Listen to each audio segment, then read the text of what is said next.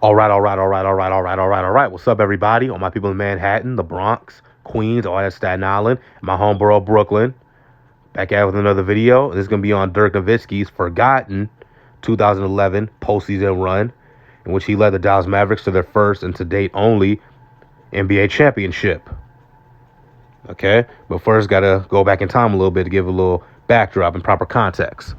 In 2006, the Dallas Mavericks won 60 games. Avery Johnson was the head coach of the year. And the Dallas Mavericks advanced to the NBA Finals for the first time in franchise history, in which they faced the young D. Wade and the Miami Heat. And they went up 2-0. D. Wade put together a legendary Finals performance. And the Heat proceeded to win the next 4 games to win the championship. Okay, and the Dallas Mavericks lost in 6. And you can see Dirk Nowitzki in the tunnel of the stadium in Dallas kicking the trash can over and of course, in anger because they had lost. The next year, in 2007, the Dallas Mavericks won a franchise record 67 games. Dirk Nowitzki was the MVP. A season in which he averaged 25 points a game, 9 boards a game, and joined the 50-40-90 club. Shot 50% from the field, 42% from 3, and 90% from the free throw line. Okay? But, of course, that was the year the Dallas Mavericks lost to the We Believe Warriors, led by Baron Davis, Matt Bonds, and Steven Jackson. They lost that first round matchup in 6 and one of the biggest upsets in NBA history, if not the biggest upset in NBA history. The next year, in the 07-08 season, the Mavericks won 51 games, and they lost the first round in 5 games to the Chris Paul Hornets. Okay, the next year, in 2008, they acquired Jason Kidd after being gone from the Mavericks for all those years. They won 50 games, and they won their first round matchup against the Spurs in 5. They proceeded to lose their second round matchup to the Carmelo Anthony Nuggets in 5. The next year in 2010, they lost in the first round to the San Antonio Spurs in 6 games. You know, the Mavericks had a reputation of winning a lot of these games in the regular season, but comes the postseason time, they could probably win a round or 2, but then lose. They get smoked. Okay? It's kind of very disappointing, but going into the 2011 season, Dirk Nowitzki was, I believe, 32 going on 33. Jason Terry was about 31 going on 32. Jason Kidd was about 38. He'd been in the league since 94. So this was in his 17th season. So they were getting older. The Mavs were getting older. But you know what? That didn't stop Dirk. That didn't stop the Mavericks from pursuing a championship.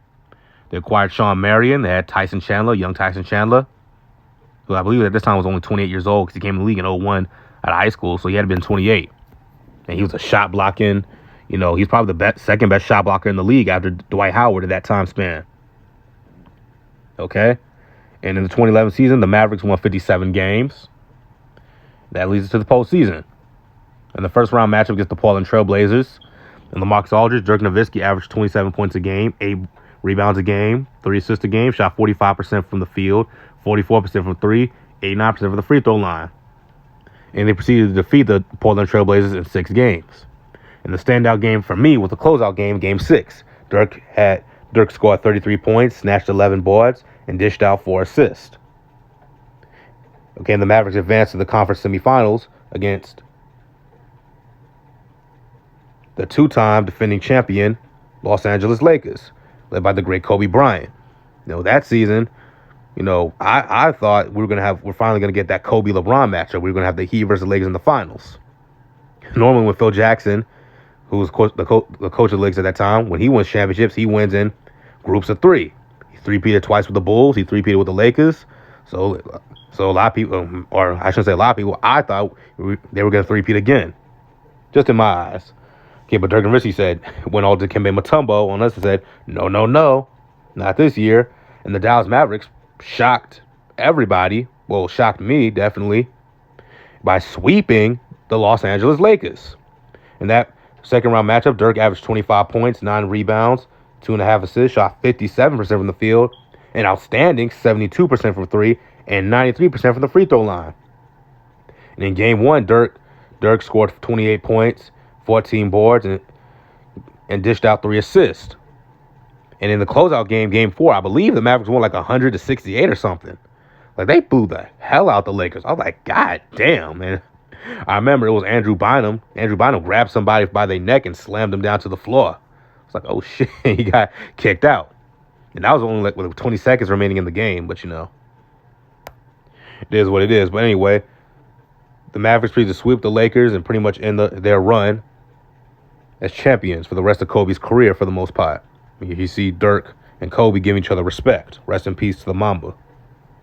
And when the conference finals, they faced the baby OKC Thunder with Kevin Durant, Russell Westbrook, and James Harden in his second year, and Serge Ibaka. Okay, a duel of the giants, 7-foot giants, Dirk Nowitzki and Kevin Durant.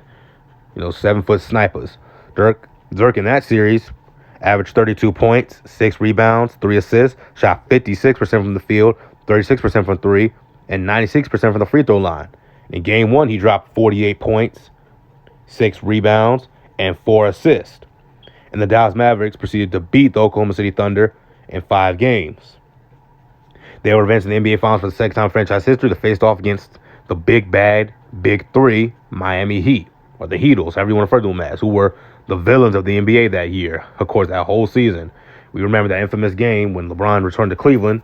They played the Empire music from Star Wars, and the Heat were so hated, man. So hated. LeBron tried to play that villain role. He tried it. Didn't work out. I don't think LeBron can take being the villain. I don't think he can, but whatever. Chris Bosh and D Wade and all those guys. A lot of people thought they were going to be in the finals and win the championship, obviously. But Dirk Nowitzki said no, no, no. And of course, in that series, the Dallas Mavericks were down 2-1. They were down 2-1. LeBron got a little cocky. He made a list of all his doubters. He was going to say, I told you so, too. And according to Stephen A. Smith, the number one name on that list was, of course, Skip Bayless. But anyway, proceeding on, Dirk Nowitzki and the Mavericks proceeded to win the next 3 games in that series to get their championship. Dirk Nowitzki in the finals averaged 26 points, 10 rebounds, 2 assists, shot 41% from the field, 36% from 3, 97% from the free throw line. And standout game 5, to take a 3-2 lead, Dirk scored 29 points, snatched 6 rebounds, and 3 assists. And the Dallas Mavericks proceeded to defeat the Miami Heat in 6 games and win the NBA championship. Finally, after all these years, Nowitzki and J. Kidd and Jason Terry, they finally got their championship.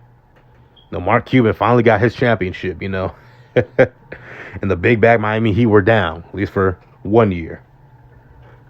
Okay, my next video I'm going to be covering postseason run is going to be LeBron's 2012. But, I'll get to that eventually. But, the Dallas Mavericks, 2011, it's kind of sad because they're not really thought of as their own champions. They're really thought of the Miami Heat story.